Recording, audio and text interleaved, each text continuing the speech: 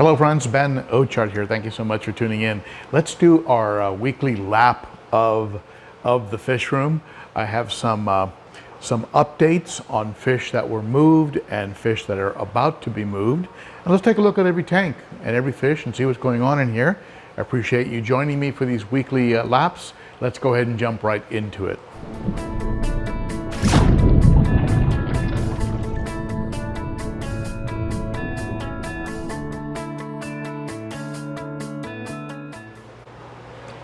Let's start with the 55-gallon planted tank, and things in here are a lot calmer since I removed the Buenos Aires Tetras that you saw in that last video, the Please Don't Eat My Tetras video.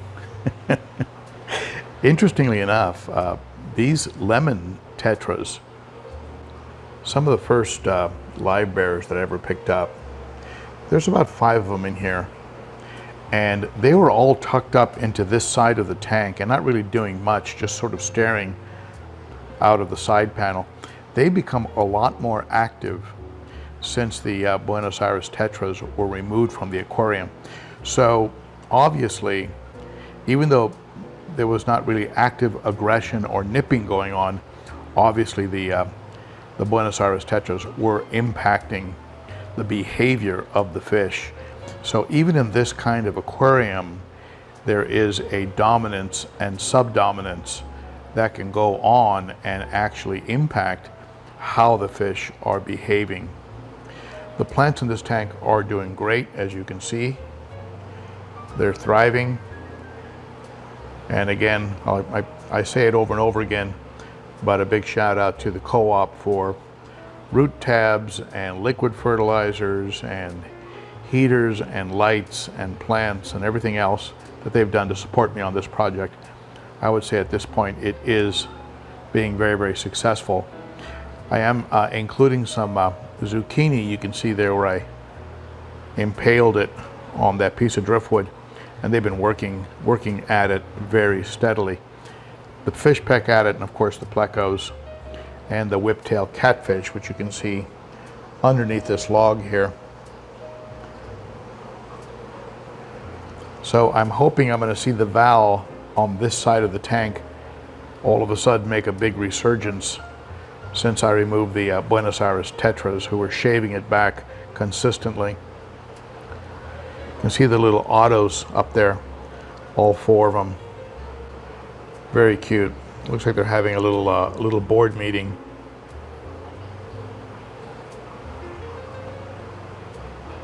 They do a great job with algae. Actually did some work on the black-bearded algae. You can see that in that black-bearded algae experiment that I talk about. There's one of the albino plecos just underneath that rock there. That's one of the plecos that came out of that little 5-gallon pleco nursery that I have. And we have some swords, we have some anubias, some crypts, some java fern tucked in there. On the side there coming out, that's java fern. And of course we have a little bit of Sprite that usually floats around, but very often it will settle back down into the plants depending on the water current. You can see my pagoda snail back there. Just a great looking snail. And you can catch some of the neons. It's about 10 neons in here, but they like to hide down here. So I suspect they're going to start coming out more when I add the additional neons. I'm adding 5 more neons. Should give me a total of 15.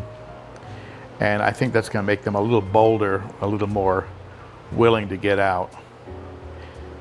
Rasboras continue to school very nicely, which I like a lot.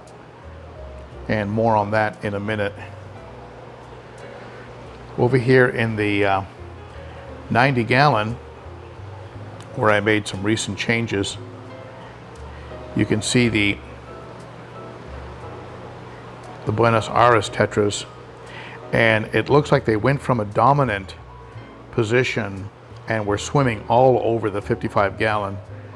And now that they're in a more subdominant position in a tank with much bigger fish, they're really staying bundled up tight, really schooling tightly together, which I love watching. And it just goes to show that certain kinds of behaviors, and of course schooling being more of a survival type of behavior, certain behaviors will get triggered depending on the circumstances that the fish is in. And in this case, the fish was in a very much a subdominant position with much larger fish that occasionally were going after him just out of curiosity. And so what this is doing is it's forcing them to swim around more as a school, and they're definitely operating as a sort of dither fish in this aquarium.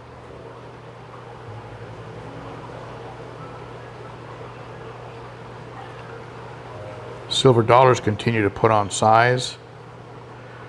You can see them here.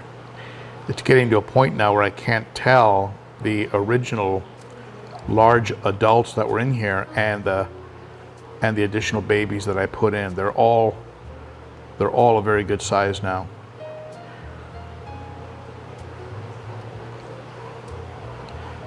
Someone said that they were plant destroyers. I'm not really concerned about that, since the plant in here is one of those old plastic plants from Elite Cichlids, who unfortunately is no longer in business. So they can chew on that plastic plant all they want. I don't care.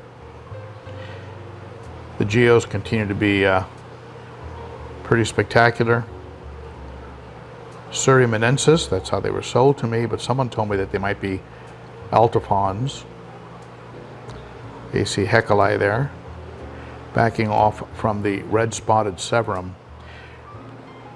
Of course, the dominant severum is the red shoulder right here. It's the red shoulder seldom. You seldom see the red shoulder, but there he is. He's very shy. Usually hangs out in the darker corners of the aquarium in the back.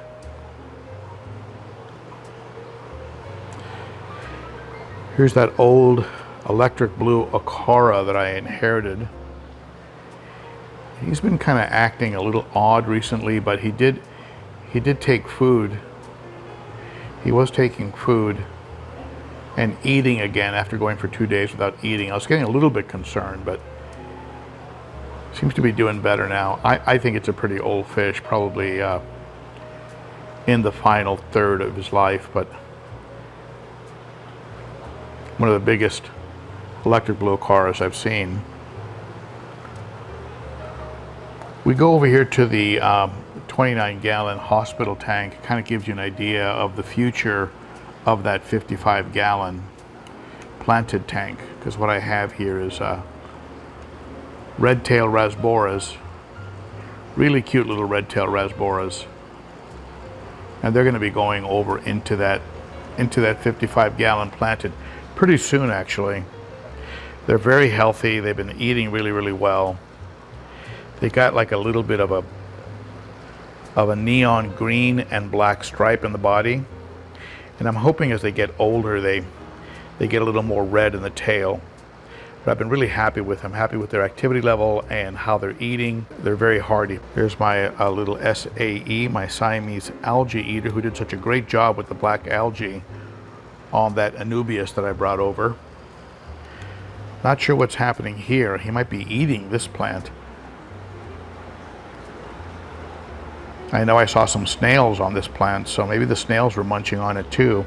I know they love to eat zucchini. You can see right here what they did to a piece of zucchini. And they cored it out like an apple. So I'm not sure if it was the snails or if it was the SAE. I've got some pagoda snails in here. You see they bury themselves in the sand. You can see a striped one back there. Not sure what triggers it. No doubt some type of survival response, but they'll bury themselves. There's a couple babies in here. A few of them are buried, a few of them are not. A couple more that have buried themselves. And there's a couple that are climbing See one on top of the filter there, and one right here, right at the front. So they're all over the place. They're all the offspring of that one large snail in the 55. Here are those 5 additional neons. And I know neons tend to be kind of fragile and you kind of roll the dice, but I think I got a pretty hardy batch. These 5 are all acting the way you'd hope a new fish acts, right? Very active. They go after food aggressively. And they're also schooling. I'm hoping when I add them to the 10 neons that are in the 55, that'll create more activity. In other words, that they'll come out from under those crypt plants and start moving around the tank more. Here's the live bear tank. And as you can see, a lot of the babies are making it. You see the little guys there mixed in. Those are babies that somehow avoided getting eaten. So little by little, the population of this tank is growing. Some guppies in here, some mollies, and some platies. There's some Sprite, which allows babies to hide for a while, and I believe there's some babies in there now. There usually are some babies in the Sprite.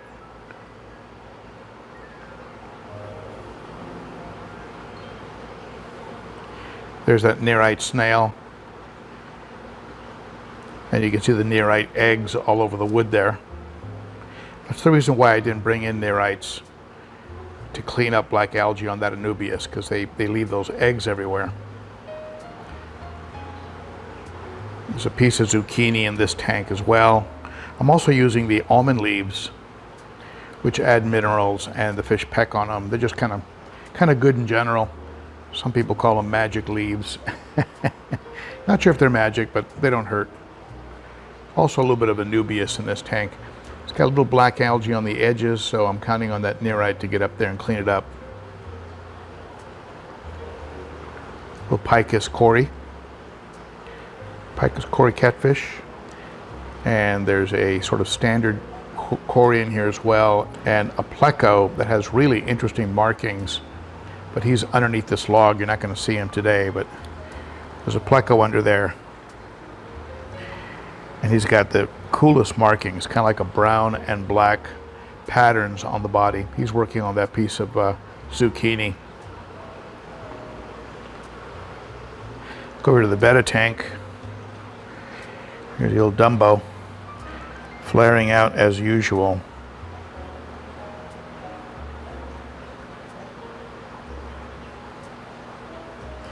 Yeah, you're a real tough guy.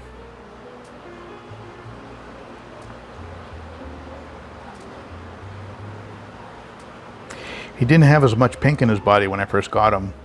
He was mostly like a pale blue, but I think he likes it here. He's been getting more and more pink.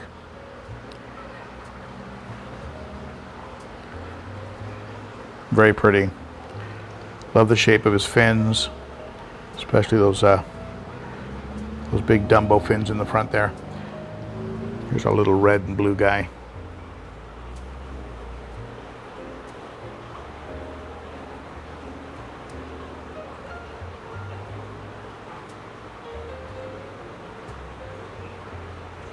They love playing in the Sprite, and the Sprite seems to be thriving in this tank, shooting sections out of the water up towards the glass.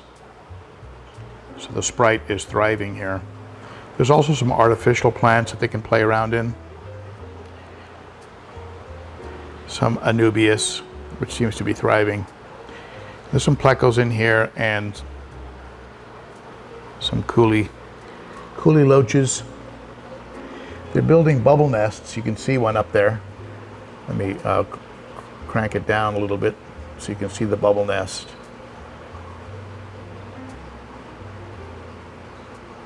See that bubble nest up there? And there's one on this side too. So that's a good sign when you have betta. That's a good sign that they're actually doing well. When you have male betta and you don't see bubble nests, something might be wrong.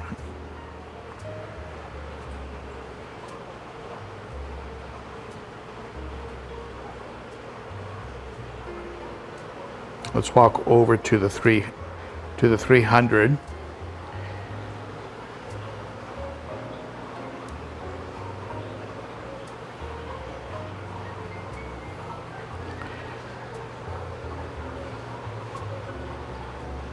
They're due for a feeding, so they should be coming over to me. Here they come. This is a little brighter than I normally keep the tank, just so you can see them. It's usually a little dimmer here off to the sides. I kind of like them to have a little spot where they can kind of go and chill. Maybe whether it's be behind a plant or in a dimmer part of the tank. Crazy looking eye biter.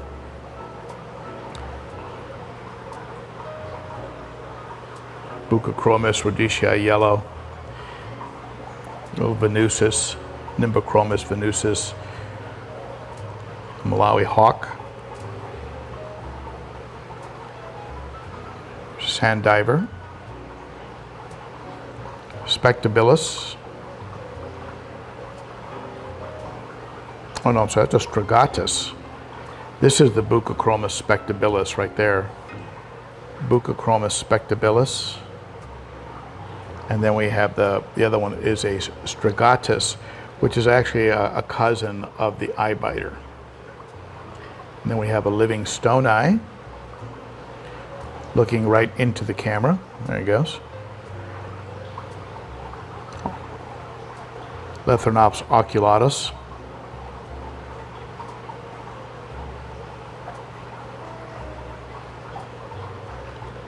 This one here is a turquoise hap.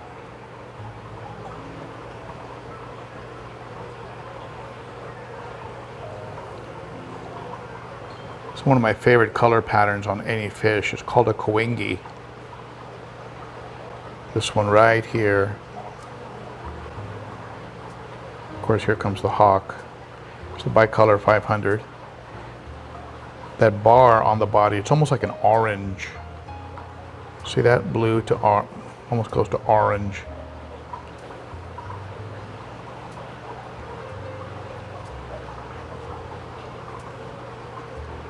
You see a red shoulder, it's basically a bicolor 500 with a red stripe instead of an orange stripe.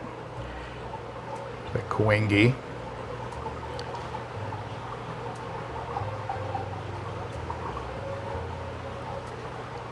There's that big Malawi gar back there with that odd face, that funny lower lip. Very unusual fish. Then we have a tangerine tiger, an orange body with a blue face back there.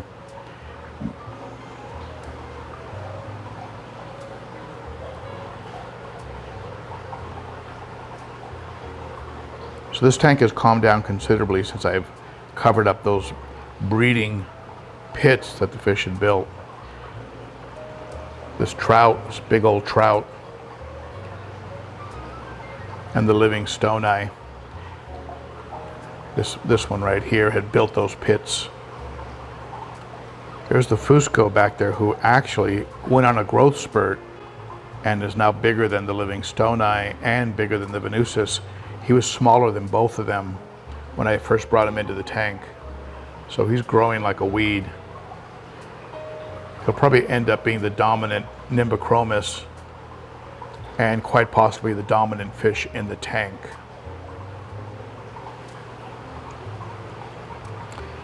If he's able to wrestle it away from the trout.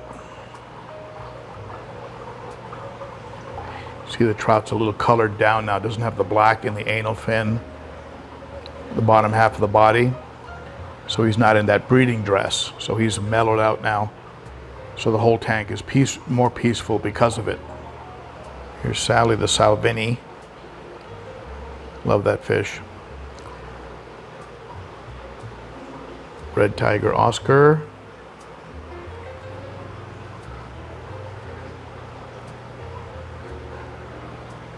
Jack Dempsey. Actually Jackie Dempsey, it's a female. Just like the Salvini is Sally. The Salvini, it's a female as well. Females have a bit of a red belly, Just got lucky, didn't know about it until after I brought her home. Green Terror continues to do well. Love the blue on a Green Terror. Not sure why they call it a Green Terror when it's primarily blue, but I guess it does have some green in it. There's green like in the face. Seems to go blue, but that might also be because of the lighting. This is the Nicaragua. This giant here is a Vieja, a variety of Vieja. Viejas come in a variety of colors. This one's a giant, big gentle giant, fortunately, over 10 inches.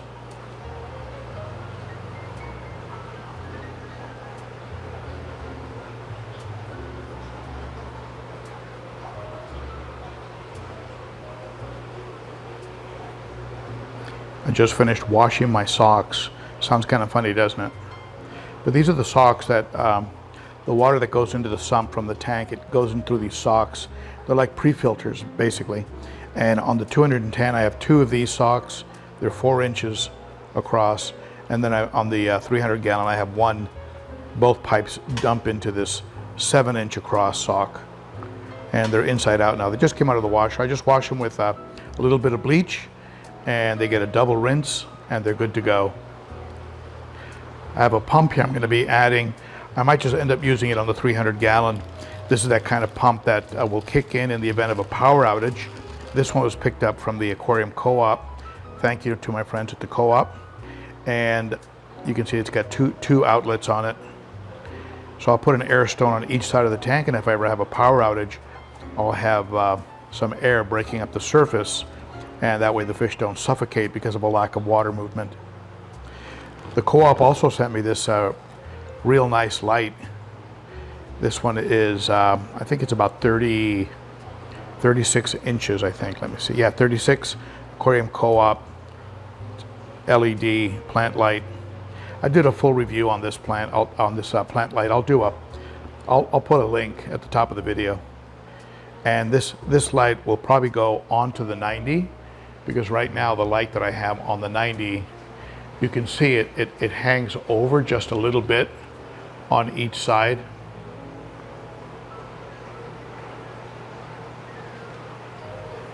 Oh, just about an inch or so on each side. So this 36 will sit on top, and it has 6 different light adjustments. Now, it is full spectrum, so it might promote a little bit of algae growth, but I'm not that concerned about it because I'd like to turn this tank eventually into a planted discus tank. So in the long haul, it'll work out okay. Also, if you come over to the sink, you feel for the life of a fish keeper in a fish room. You see this down here, that's 3 bags of Purigen that are being recharged. 50% bleach and 50% water. After 24 hours, you go ahead and give it a real good rinse, and then you soak it again for 24 hours with a little bit of water conditioner. Something like Seachem Prime works. You can use Seachem Prime, you can use the light. Seachem Prime or Fritz Complete, any kind of a conditioner. You let it sit for 24 hours and then it's good to go. The 3 bags that are in there were really dark brown. So usually, very often I've thrown the bags out once they get exhausted, but I would decide to go ahead and recharge these, and I'll throw them into the sump of the 300 gallon. Can't hurt, and you could recharge them up to 8 to 10 times, and they'll come back and do the job. They do a great job in keeping water really pristine. Here's my little pleco nursery. They're all hiding inside of that piece of driftwood. Here's one daredevil hanging out. But there's probably about 25 or 20 in there.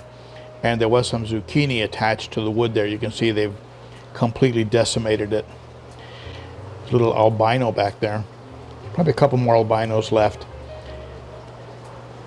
The dad is the dad of all the plecos is living in this tank, whereas the mother of all the plecos is in this tank, and she'll come out after a feeding loves to eat the cichlid food, which is loaded with protein. Little side view, a big giant piece of driftwood that I picked up from a local lake. Had to cut it down to get it into the tank, but I love it. It's a great piece of wood,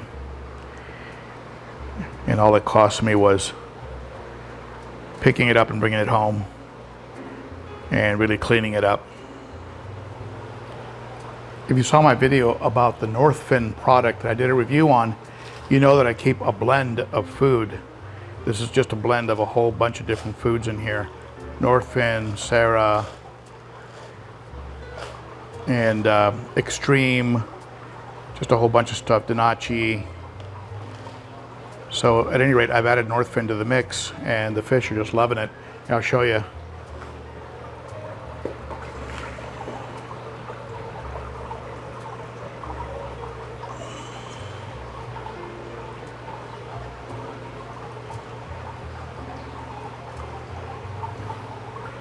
Give them a little bit more than that.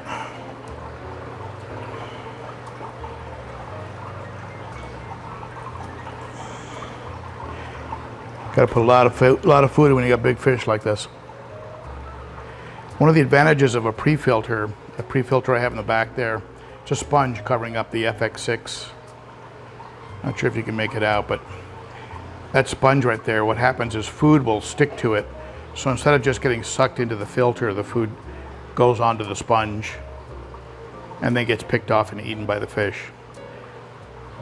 A little more cost effective than having it just go into the filter.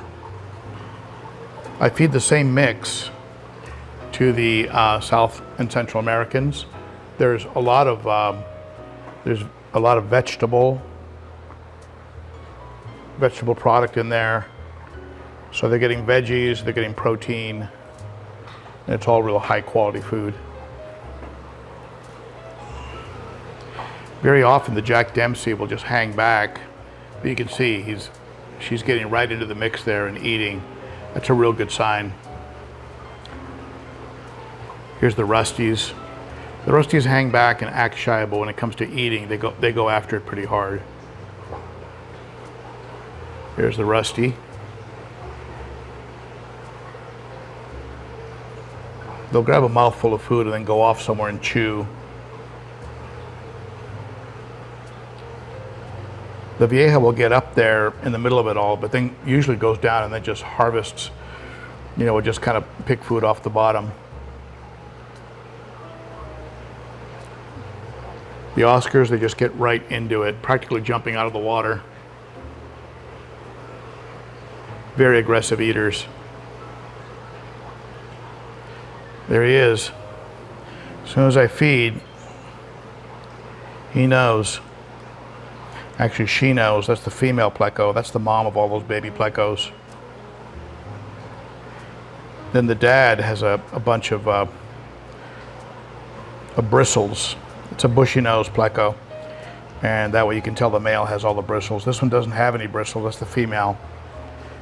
If I were to put them back together and include a cave, they'd probably start making more plecos right away.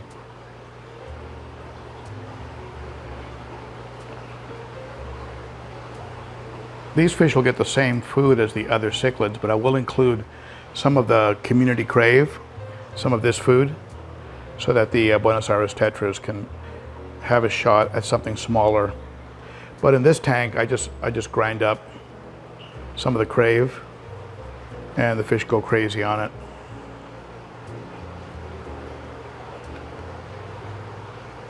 The fish that are at the top, they hit the surface real hard.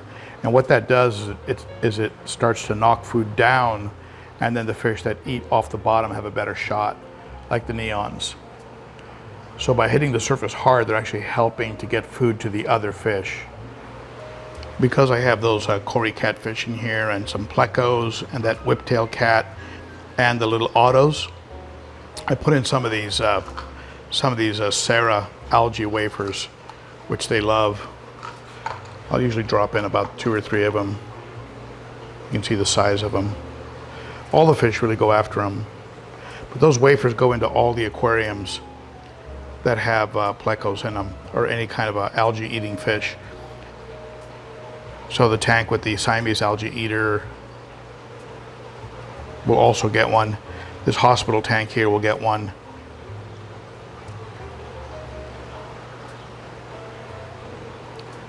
I don't put any in the 90 because there's no plecos in that tank. So there you go. There's the update with the fish room this week, this week's lap of the fish room. If you have any thoughts, ideas, suggestions, please share them below in the comments. I do learn a lot from you, probably as much as you learn from me. And if you'd like to support the channel, be sure to give this video a thumbs up, subscribe, hit that bell, and consider becoming a member of the Garage Gang. This is a garage, the Garage Gang, and become a monthly supporter of the channel by becoming a Patreon. Details of that program are in the description. Starts for as little as $3 a month. Also, I hope to see you on Saturday. We can talk about fish and filters and substrates and everything else at the Saturday Cichlids and Coffee live stream. Cichlids in the name, but we get into everything from live bears to bettas to cichlids to you name it. And it is at 11 a.m. Central. That's noon Eastern, 9 a.m. Pacific. Great group of fish keepers. Hope to see you there. All right, my friends, that's it for me. Thank you for tuning in. I'll see you again soon. Bye-bye.